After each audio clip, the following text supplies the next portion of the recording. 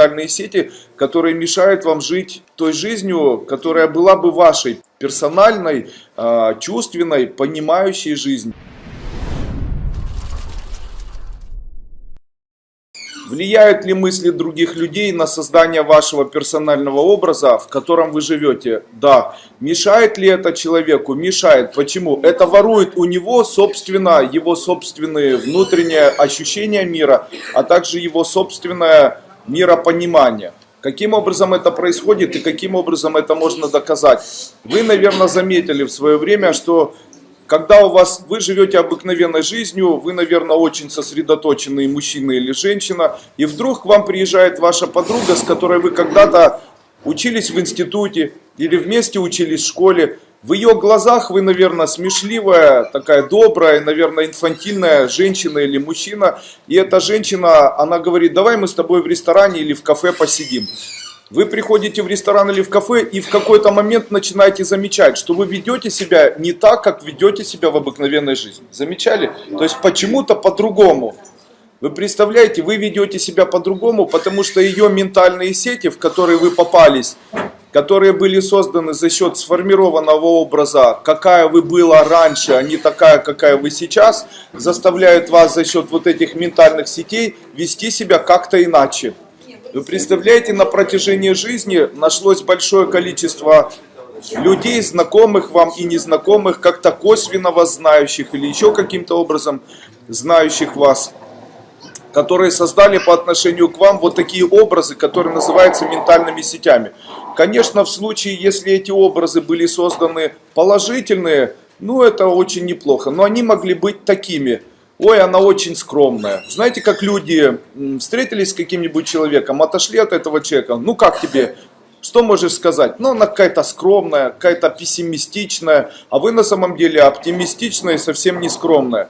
И эти люди говорят: ну она скромная, какая-то пессимистичная. Потом со вторым человеком пообщались, и у него выводы: ну она какая-то скромная, какая-то неоптимистичная, какая-то очень вяленькая, а у вас просто животик в этот момент болит. Но они создали эту сеть. Вот эти сети объединяются, и после этого вы становитесь тем, чей образ формируется по отношению к вам. Представляете, это знают те люди, которые занимаются пропагандой масс-медиа. Почему? Потому что если большое количество людей создает ментальный образ какого-нибудь одного человека, то этот человек не может вырваться из этого образа ментальных сетей и становится никем, кем он является. Представляете? Именно поэтому я часто говорю: не обращайте внимания на создаваемые кем-либо образы тех людей, которых вы совершенно не знаете, потому что таким образом вы очень сильно вредите человеку. Представляете? Естественно, зачем вот эти газеты придуманы, зачем придуманы масс-медиа? Для того, чтобы можно было повлиять вот так в комплексе на такого человека. Вы представляете, людям не нужно считать, что их лидеры являются плохими людьми, потому что это ментальные сети, которые их сделают плохими людьми. Они на самом деле хотели бы наверняка быть совсем не теми, кем они являются. Естественно, когда создаются вот такие образы и распространяются, то те люди, которые это делают, они знают, как работают вот такие ментальные сети. Очень часто на протяжении жизни, очень часто ментальные сети, которые были сформированы мамой для ребенка, или там близкими, там для брата или сестры, или знакомыми подругами в школе, которые перешли потом как ментальные сети, или в новом городе новые образы, созданные для вас, там, вашими знакомыми, они не дают человеку прожить собственно своей персональной жизнью. Они затягивают этого человека, ловят в сети. А как вот есть рыба, она должна плыть. Можно ли сказать, что она не плывет, будучи в сети? Но она тоже плавает в сети, согласитесь. Но в этой сети у нее появляется ограничение. То есть она бы и хотела плыть дальше, но там сеть. Возможно, эта сеть даже большая.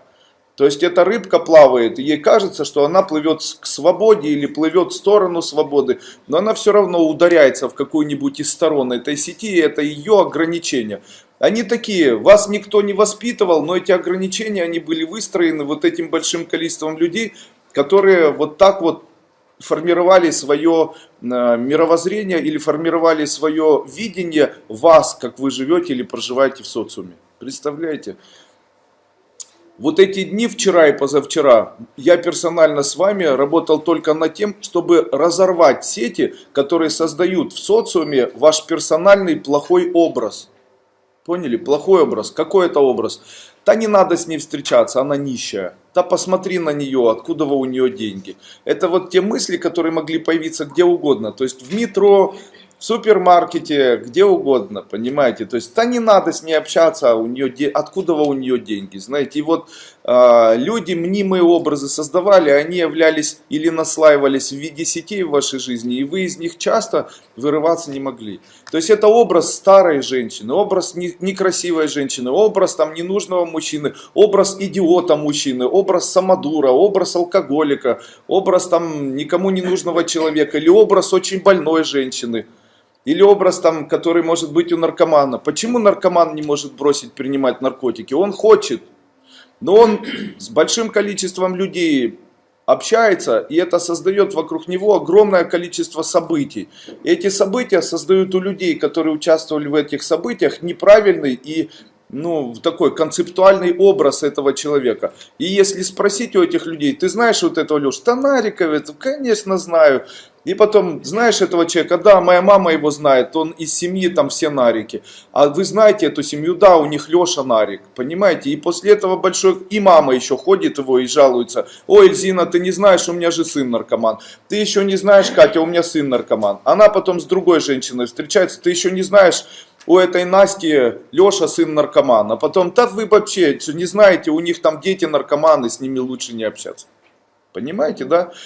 И после этого этот ребенок хочет бросить, но большое количество людей создали образ того, что он наркоман, как говорят в народе, конченый. И после этого наркоман говорит, я бы хотел избавиться, но я не могу почему-то бросить. А почему он не может бросить, скажите? Потому что огромное количество знает, что он наркоман. Понятно, да? Таким образом, то, что у него находится, это называется ментальная сеть. Он в ней погряз, и его держит не он, не его характер, а каким образом ему нужно вырваться. Его характер должен быть сильнее, чем суммарное мнение огромного количества людей. Вы представляете, а сложно это сделать?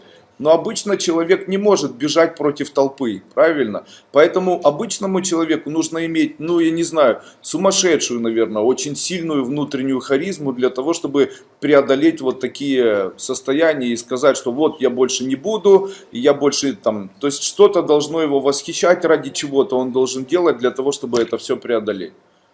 Представляете? И вот такие ментальные образы, они на протяжении жизни без конца были созданы вокруг вас. И вы не являетесь тем, кем вы являетесь. Потому что очень часто мы являемся тем, кого в нас видят совершенно чужие люди или видели на протяжении нашей жизни. Представляете?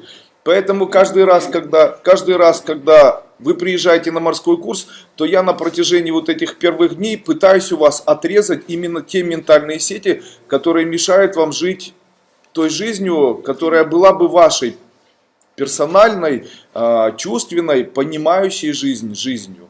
Понимаете? И эти сети, их обязательно нужно от себя отрезать. Так вот, первые 2 дня мы отрезали эти сети. Когда сети отрезаются, то у человека появляются страшные сны. Также может присниться, будто вы стали лысой женщиной или лысым мужчиной. Также может сниться что-то гладкое. Когда гладкое, это там большая вермишелина может сниться. Там может сниться что-то там камень какой-то большой, лысый. То есть вот могут эти сны сниться. Когда из вас достаются эти сети, они фактически являются частью вашей энергии или наслоением энергии. Когда мы их отрываем, то вы теряете энергию. Поэтому утром проснуться сложно было, вечером еле заснули. Почему? Потому что не хватает энергии для того, чтобы перейти в сон. За ночь не восстановились, утром встали, и такое ощущение было, ой, ну что ж такое. Вот это, ой, ну что ж такое, это отсутствие опоры харизматичности. Потому что, скорее всего, даже харизматичность, это было ваше представление в других глазах, других людей. Это стало для вас внутренним стержнем или вашей опорой, от чего вы в дальнейшем начали отталкиваться. Ну что ж, я вас поздравляю. За эти дни мы очень много потратили энергии, которая нам совершенно не нужна.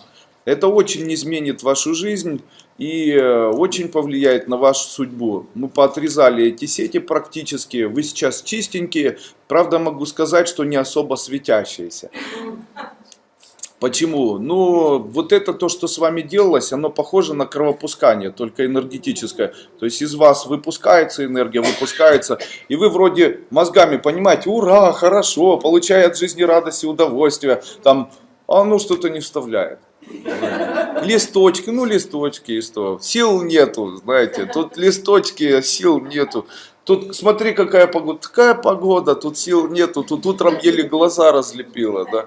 Тебе говорили, когда приеду на морской курс, как займусь собой, утром буду приседать и бегать, буду кушать очень мало, буду вставать в 6 утра и ложиться в 4 ночи. Сюда приехали, в 10 легли, полдесятого проснулись и еле встали, да. После этого надо же, должна быть какая-то энергия, как же туда дойти?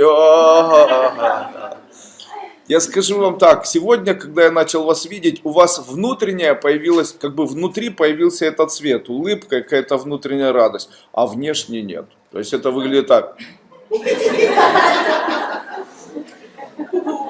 Это, знаете, радуешься ли ты? Радуюсь, радуюсь.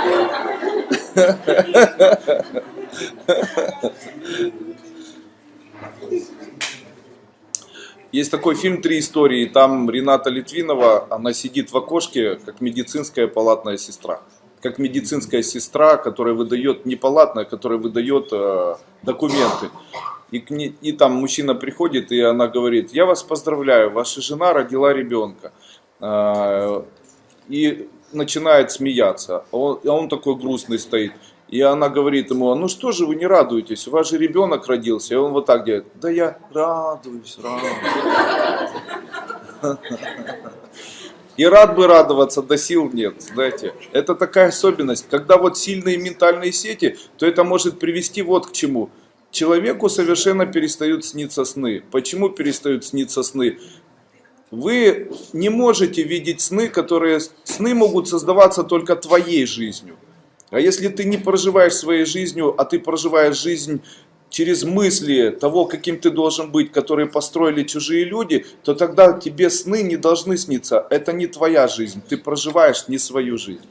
Ты проживаешь мысленные образы тебя, создавая такой мысленный образ бесконечный, который является твоей жизнью. И здесь нужно задать вопрос, а где же ты? И после этого такому человеку очень часто не снятся сны. Как это начинается? Мы этого не замечаем, и в этом ничего плохого нет. Просто жить своей жизнью приятнее. Начинаешь лучше видеть, начинаешь лучше осознавать, лучше чувствовать. Нравится пища, нравятся запахи, начинаешь чувствовать, что ты сам вправе принимать решения, у тебя появляются свои идеи. Почему часто у человека не появляются ни идеи, ни чувства, ни так далее? Это связано с тем, что он живет чужими идеями, чужими чувствами. А если это чужие идеи, чужие чувства, то это уже программа. Тогда вы живете в чужой программе и совершаете для чужой программы какие-то действия. А где же вы? Вам же надо самим быть кузнецом своего счастья и совершать или делать для себя свою персональную какую-то жизнь. Естественно, как это начинается? Это бесконечное воспитание мамы, может быть, это бесконечное мнение родственников, это общественное мнение, которое, может быть, возникает за счет того, что человек очень яркий, может быть, очень общительный и так далее. И когда из человека слепили это все до кучи, то человеку очень сложно вырваться из вот этих ментальных сетей, созданного чужими людьми менталитета, который является менталитетом по отношению к этому человеку. Понятно, да? То же самое менталитет, допустим, разных наций. Есть менталитет восприятия украинцев, есть менталитет восприятия армян, есть менталитет восприятия еврейского народа, есть менталитет восприятия Запада или Америки и так далее. Естественно, этот менталитет восприятия, вы представляете, он настолько сильно влияет на этих людей, что создает сеть вот такого менталитета, и человек, попав в эту сеть, не может в дальнейшем вырваться. Вы представляете? То есть начните всем вокруг окружающим людям рассказывать о том, что вы еврей, не будучи евреем. И после этого у вас, скорее всего, появится вот эта сеть, которая была создана в виде ментального образа целого не евреями, а теми людьми, кто когда-нибудь с ними пробовал работать, читал анекдоты, смотрел еврейское кино и так далее. И после этого вы попадете в эти сети и не будете евреем, а будете трансперсональной программой вот такого эгрегора, менталитета людей, которые создали свое мнение по отношению к целому еврейскому народу. Понятно? Поэтому зачем вам нужно это, скажите? Если вы обыкновенный человек, то старайтесь наоборот не классифицировать себя, не идентифицировать и не занимать какую-то позицию. Понятно? Это освобождает. В нашей школе мы, скорее всего, за освобождение больше, чем за принятие чего-либо. За освобождение от ментальных сетей и принятие мира. Понятно?